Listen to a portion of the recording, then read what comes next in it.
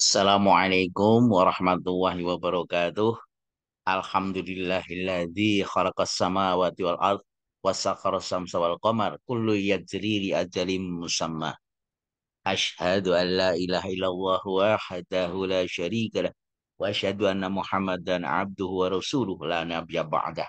Allahumma shalli wa sallim wa barik ala Muhammadin wa ala alihi wa sahbihi ajma'in amma ba'd.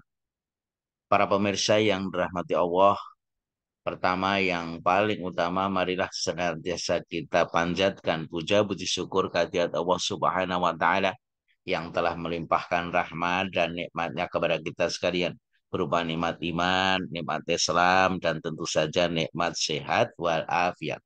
Salawat serta salam semoga tercurah kepada junjungan kita Nabi akhir zaman Nabi Muhammad SAW beserta para keluarganya, sahabatnya, dan umatnya. Mudah-mudahan di yaumil kiamah nanti kita akan mendapatkan syafaatnya. Amin ya robbal amin.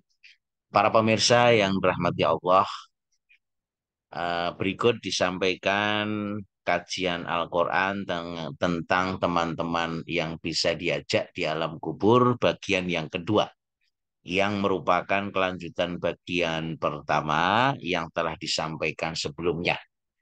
Jadi agar bisa nyambung dengan materi ini, silahkan para pemirsa bisa me, mengikuti terlebih dahulu untuk bagian yang pertama. Nah, di dalam bagian yang pertama telah disampaikan siapakah yang bisa menjadi teman di alam kubur atau alam barzah nanti. Yang pertama adalah sholatnya. Itu akan menjelma menjadi seseorang yang menemani si mayit.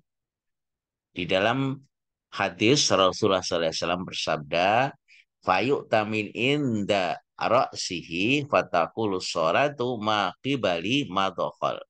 Kemudian didatangkan malaikat dari arah kepalanya untuk menyiksa. Maka sholat berkata, tidak ada jalan dari arahku untukmu. Kemudian yang kedua adalah zakatnya. Dan yang ketiga adalah saumnya atau puasanya.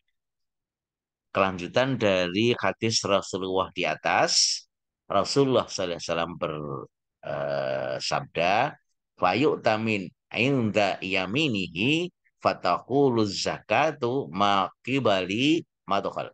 Kemudian didatangkan malaikat dari arah kanannya untuk menyiksa, maka zakat berkata, tidak ada jalan dari arahmu untuk dari arahku untuk. Rasulullah SAW berkata dalam lanjutan hadis ini, fayukta an yasarihi fayakulus siyamu maqibali madkhal.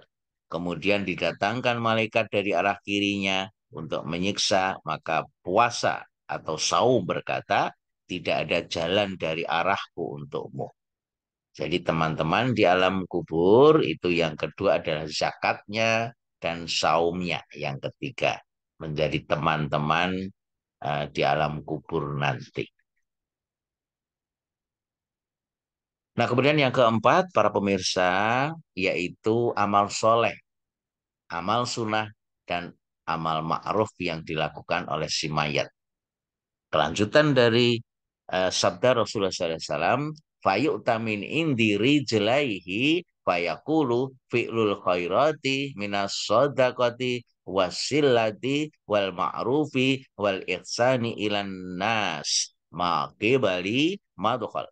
Kemudian didatangkan malaikat dari arah kakinya untuk menyiksa, maka amal soleh, segala amal sunnah, dan segala perbuatan ma'ruf berkata, tidak ada jalan dari arahku untukmu.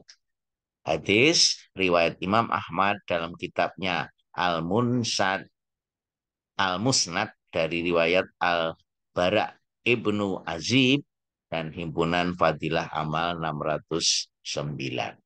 Nah, ini telah disampaikan di bagian yang pertama, para pemirsa. Nah, sedangkan yang kelima atau teman yang kelima adalah bacaan atau hafalan Al-Quran. Dari Sa'id bin Sulaim radhiyallahu anhu, Rasulullah sallallahu alaihi wasallam bersabda, tiada penolong yang lebih utama derajatnya di sisi Allah pada hari kiamat selain daripada Al-Quran.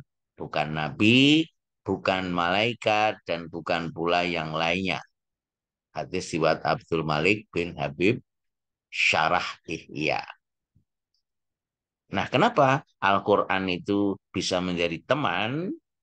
Karena kita akan lihat bahwa Al-Quran adalah satu mukjizat yang Allah berikan melalui Nabi kita, Nabi Muhammad SAW. Kita tahu bahwa Al-Quran itu terdiri dari 30 juz, kemudian jumlah surahnya ada 144, jumlah ayatnya ada 6.236 dan jumlah kata 323.671.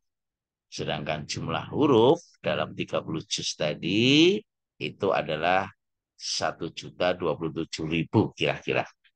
Nah, jadi kalau seseorang itu menghatamkan satu kali khatam Al-Quran, maka nilai kebaikannya adalah 10 kali dari jumlah huruf yang dibaca, jadi 10 kali 1 juta sama dengan 10 juta.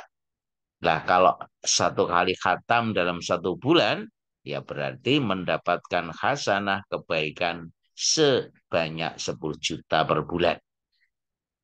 Nah, kalau 1 tahun baru khatam, para pemirsa, ya berarti 10 juta itu setiap tahun atau 1 tahun.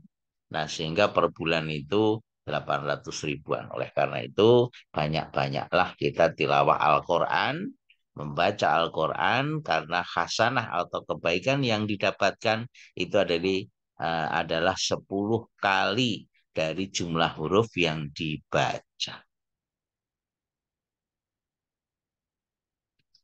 Nah, dalam hadis lain dikatakan juga bahwa Al-Quran akan menjelma menjadi seseorang pria tampan yang selalu menjaga kita, memeluk kita, melindungi kita. Ia akan datang saat tubuh kita mulai dikafankan, hinggalah ke alam barzah dan hari kebangkitan. Al-Quran akan memperkenalkan dirinya pada si mayit, sehingga ia merasa tenang dan tidak ketakutan di alam kubur. Sosok Al-Quran tak mau melepaskan diri dan tak mau dipisahkan dengan kita hingga Allah memasukkan kita ke dalam surganya kelak. Bazar meriwayatkan dalam kitab La'ali Masnun. Nah, jadi para pemirsa, 5 teman yang menjadi teman di alam kubur atau alam barzah seseorang adalah bagi orang yang beriman dan taat di dalam kubur nanti, maka si sholat akan berjaga dari azab di bagian kepala. Si zakat akan berjaga dari azab di sisi kanan. Si puasa akan berjaga dari azab di sisi kiri. Si amal soleh dan lainnya akan berjaga dari azab di sisi kedua kaki. Sedangkan si Al-Quran akan memeluk berjaga dari azab pada seluruh tubuhnya. Mereka adalah 5 teman yang sangat rupawan, pakaiannya sangatlah indah, baunya sangatlah harum. Mereka bernama si sholat, si zakat, si puasa, si amal soleh, dan si Al-Quran.